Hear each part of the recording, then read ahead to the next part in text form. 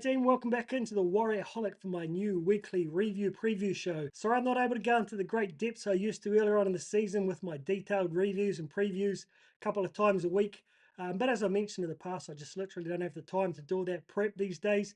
But I appreciate the ongoing support over the past couple of weeks with these briefer episodes. I hope you all still get what you're looking for. Straight into it, the Dolphins, 34-32. Started out like just so many other games this season, guys. We're in it for 15 minutes, 0-all. We're in the fight, we're grinding. Then next minute, 18 minutes in, we're 12-0 down. Just that first,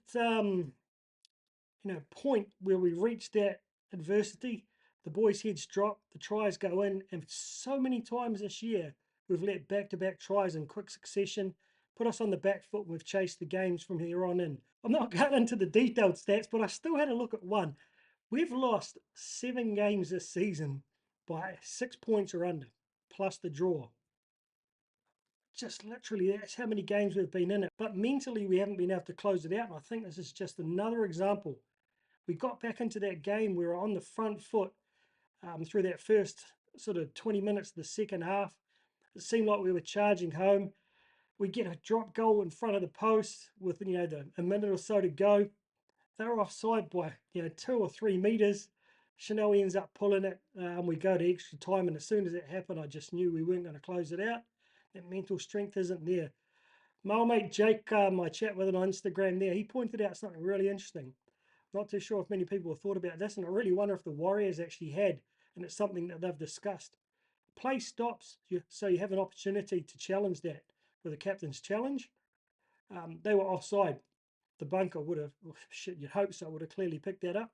We get a shot right in front of the post for a penalty and we win the game. Just another example of we just don't seem to have the mental capability to nail or ice those big moments. If I look at the things that really cost us the game, obviously kicking, you can put that on Chanel, but I don't. What's he, about a fourth, fifth best kicker? He should be better, don't get me wrong, but our club should have a better overall roster of kickers.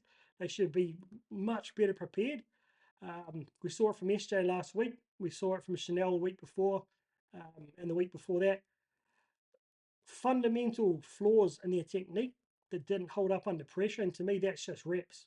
You guys might have seen that piss take I put out of SJ saying, you guys can't kick the ball from the sideline, and I showed a couple of kicks of me kicking it from there. Mate, I might be 50 odd years old, but when I was their age or younger playing in my footy days, I nailed those every time because I spent hours kicking the ball from half a metre out from my try line on the sideline where the goalposts look this wide. You've got to put it over the black dot. And if you can kick those, then you go and take it back to the 22. The goalposts look a mile wide. It's a fundamental requirement of a first grade team is to have quality kickers. And we saw Isako, what's his now, 27 or something in a row. Makes a huge difference. Had we had that level of kicking our whole season, we wouldn't be here. Like I said, 6 points. But again, this is not a direct personal jib at Chanel. It's a jib at the fact that we weren't prepared. We didn't ice our final play options. So many times we were just passing the ball onto a lead runner. They'd get caught and we'd turn the ball over. The halves would kind of run, or they'd put in like a little half-ass kick. We don't have the mental capacity to nail those moments right now. Don't know why. I really don't. Fundamental errors, dropping the ball, guys. Those things cost us, not just Chanel's kicking. But we still got the golden point against a team who's charging into the finals and will probably go, all right, we're not that bad, we're not that far off, but it's just those small mental lapses. And I feel like skill-wise, we've more than demonstrated we can score points against these teams when we stay focused. That's the most frustrating thing for me to take out of this season. The woulda, coulda, shouldas, if we'd iced our moments, even 50% of the ones we missed. We win at least half of those games that we lost by 6 points or less. We walk into the 8, even though we haven't had a great year. So that shows we're not the worst team in the world. But what happens next year? How do we build that mental strength? That's a real question for me. I put it out on X, the old Twitter, today. Do we need Gilbert and Oka or someone of the like to come in and help us ice those moments? I feel like we do. I genuinely feel like we do. Other points about the game. I'm not really going to get into individual players. I think everyone had their moments, and a whole bunch of players had some poor moments. I will say I enjoyed Sifakula. He looked a little bit gassed towards the end there, but his first game back in first grade for about a year after that ACL, he's put on a lot of size, playing in 27 degrees, so I'll forgive him for that, but I just love the passion and the aggression, the excitement when he scored that try. That's what I want to see. Need to see more of that. Couple of guys with multiple errors.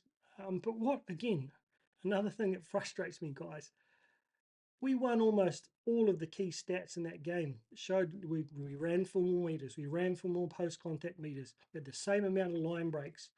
I think they had more errors than us, but it's the timing that we do it, and it's the ability to get the one stat that counts, and that's the 2 points at the end of the game. So, congratulations to the Dolphins. I thought, man, they've got some quality players in that team. Um, I feel like across the board we've got a team that can match it with the likes of them, but we don't have someone like the Hammer, like Herbie, who can just break that game open from anywhere. Right now, we don't have, other than a half-broken SJ, the guy who will step up and nail those big moment kicks like we saw from Sean O'Sullivan, and we've seen Isako do a number of times for them this year. So I feel like that's the biggest difference. If you look at the four packs, I think we did a right. Plath, what was it, 65 tackles or something ridiculous? Maybe it's 63. Crazy. But we've seen Egan go over 50 this year. Um, our forwards, AFB running for 200 metres, the most out of any forwards there. We're capable, but we're just missing that X factor, that brilliance. Where do we get that from next season? I feel like Metcalf, a fully fit Metcalf, is one of them, but I still feel like we're missing one or two more. What do we do in this recruitment market? So, to summarise this game, guys, it's just a complete reflection on how our 2024 yet. Woulda, coulda, shoulda. People blaming the ref for that forward pass, man. Blame our guys for dropping the ball, knocking it on, throwing passes behind guys, overrunning passes, not icing moments before we get too worried about one call from the ref. So let's flush that one. Right, let's get on to round 24. The bloody Sea Eagles over there in Brookvale. They're coming off the back of 4 really solid wins out of their last 5 and a close loss to a bloody good team. We're coming off the back of 4 pretty shit losses and a relatively average performance against the Tigers. Looking at the two lineups here, oh man, they're pretty much full strength. And if you look at their extended bench, Jesus. Kontravojevic up against Chance on his day. We know that Tom's one of the best players in the comp. Jason Starbuck up against Dallin. Geez, we saw Dallin just had no chance of putting any distance on Herbie when he got away. Geez, Saab, we don't want to see him on broken play. Tommy Talau up against Adam Pompey. Stoked to have Adam Pompey back. Man, if we'd had him the past 3 games, we might have been playing finals footy, guys. Tommy Talau has had one of the breakout seasons for the NRL this year. He's been outstanding at centre for them. Ruben Garrick up against RTS. Hopoate up against Montoya, who's come back in. Then at the moment we have Luke Brooks up against Chanel Harris-DeVita. DCE up against SJ. Luke Metcalf named on the extended bench. My instinct says he comes into that number 6 role. If that happens, apples for apples, guys. They've got more speed, they've got more X factor than us, and they've definitely got more form. We've proven in the past we can match them. Literally 22 all in the last game out. But yeah, geez, I'm struggling to see how we contain all that speed. Into the forwards at the moment, as listed, Paseka up against AFB. Man, a battle of the big bodies. I think AFB's more than matched him each time we've played him recently, but Paseka, very solid player. Croker, who I often underrate to my peril, just considering him as a workhorse tackling machine, but shit, he steps up against us. Up against Egan, who seemed to injure a shoulder or a pec or an elbow or a lower arm. I'm not 100% sure what it was on the weekend, so a bit of a question mark over him. I have a sneaking suspicion that Freddie Lussick may come into that starting hooker position. Chanel drops out of 6 and goes into 14, and Egan may drop out. Josh Alloway up against Mitch Barnett. Man, Alloway always seems to step up against us, but I've got to rate Mitch Barnett over him. Olakotu up against Neil Correa. He's coming back fresh after a bit of a break. Neil Correa, like, man, he's playing hard. He's running hard, but he's struggling to find gaps at the moment. Overrunning the passes a little, not quite sinking in at the moment, but you can't question his effort. Carl Lawton, you'd have to hope that Capewell's a little bit better than him, but Lawton, just one of those grinders, another ex-Warrior who'll probably step up and cut our lunch. And Jake up against Dylan Walker in terms of output. Dylan Walker running for a little bit more there, I think, but Jake Travojevic with the defense will really step up for them. Forward pack for forward pack, quite similar, I feel. So it comes down to the backs. At the moment, I think there's a little bit too much explosive speed there for us. Getting onto the bench, Chang Kung Tong. I'm not sure how you say that. That's my guess. Young Gordon up against Freddie Lussick. Like I said, I think Freddie may sneak into the starting lineup. But like I said, Lussick, I think, going into the starting lineup. Ben Travojevic against Tom Ale. Haven't seen a lot of Ben Travojevic since he pulled his hammy. I think it was against us. But he's a quality player. Tom Ale really sort of struggling to get decent minutes and get into the game. But I still like him. I feel like he's got a lot of upside, but hasn't progressed a lot, if any, in 2024. I really hope he does step up if he's going to stay next year, because we're going to need him. If we know we're losing Jazz, but if we lose Bunty as well. Ethan Bullymore up against Jazz. Ethan Bullymore, man, chatting to my mate, that, geez, Toby Crosby reminds me a bit of him. He's pretty quick, very similar physique, probably a slightly bit taller. I think he's over $1.90 m, Bullymore. Toby Crosby, I think he's about $1.87 m. But bit of similarity there. Both very high energy, quick players, so hopefully they cancel each other out. Jazz has been consistent, no errors again from him in the weekend. Thought he played with Hugh Hart again, over 100 metres off the bench. Nathan Brown up against Dimitri Sifakula. I thought Sifakula had a really good game, as I said, so I hope he'll back it up and have another one. Brown really aggressive, great meter eater for them off the bench, so hopefully young Sifakula can put a shoulder into him and slow him down a bit. Extended benches, they've got Kohler, Sipley, Waddell, Humphreys, who I don't know, and Faloa, who I don't really know. We've got Leka, Tane Tolpiki, Luke Metcalf, Ed Kossi, and Bunty Afoa. I think it's pretty safe to say Kossi and Afoa won't be there. So, like I said, I think Luke goes into the starting lineup, and I would imagine Leka and Tane Tuolpiki will be 18th and 19th man again. I've got to say, if we don't win this week, God forbid, and our season is completely and statistically over, I'm sure even Einstein wouldn't be able to find an algorithm that gave us a sneaking chance if we lose this week. I'd love to see Leka get a shot over the next couple of weeks, starting on an edge. Shifting Marata to the bench, maybe for Tom Ale, to see what he's like as that middle bench role, to give Leka an opportunity to play in his preferred position. I'm not one of the guys who's like saying bring in all of these young guys, make wholesale changes.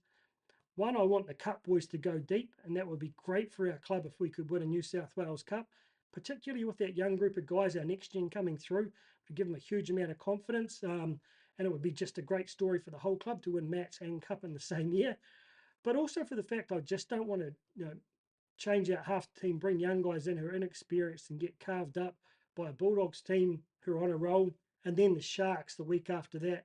Both teams in pretty good form recently. So I'd like to see us ease a couple of guys in. Like I said, I'd like to see Leka maybe get a start next week. Dimitri staying on the bench there. Maybe have another chance to bring Laban in the week after that, or maybe Zion, give those guys a little bit of chance, or maybe give a guy like Sethetu a debut. I think he really deserves that, but only one or two. That's what I reckon, guys. I'm really looking forward to your thoughts. It's not the most detailed review and preview like I've done in the past, but I do hope you enjoyed it. And I really want to reiterate, guys, look, it's been a tough season for us as Warriors fans. It's been tough for us creators at times to get up, put this content together for you guys. Big shout out to all those other Warriors creators doing it there. Geez, it's pretty hard to remember them all off the top there, but we've got Wars Up TV, Levon and Ash, and the other boys on there. We've got Warriors Fan TV with Nick over there, half a world away, and his crew. We've got Warriors Anonymous with Jezza and the boys. We've got Christian and the the crew who jump on with him on Fanatics. We've got This Warrior's Life. We've got Hold the Ball. We've got Ruin Hammer. Sorry to anyone. I've got Brad Inger. So many guys out there putting a lot of work to keep, the spirits up, to give you guys a whole bunch of different takes on the Warriors, help us get through the tough times on the back of losses. So big ups to all my fellow creators, and a massive thank you to all of those who follow us, support us, watch our content, listen to our content, but particularly to those who take the time to comment and DM. We may not always get on, guys. We may disagree in the comments or the DMs, but I appreciate the love, and it's just awesome to be part of this greater Warriors whānau. I'll see you all back next week for Teamless Tuesday and a review of how things go against the Eagles. Hopefully it's going to be a win, but unfortunately, if I'm honest, I would not be betting your left testicle on the fact that we win. I'd be happy if we got within 10 points of a flying Eagles team at this moment, but never give up faith. Time to be the disruptor. Up the mighty New Zealand Warriors, still all in.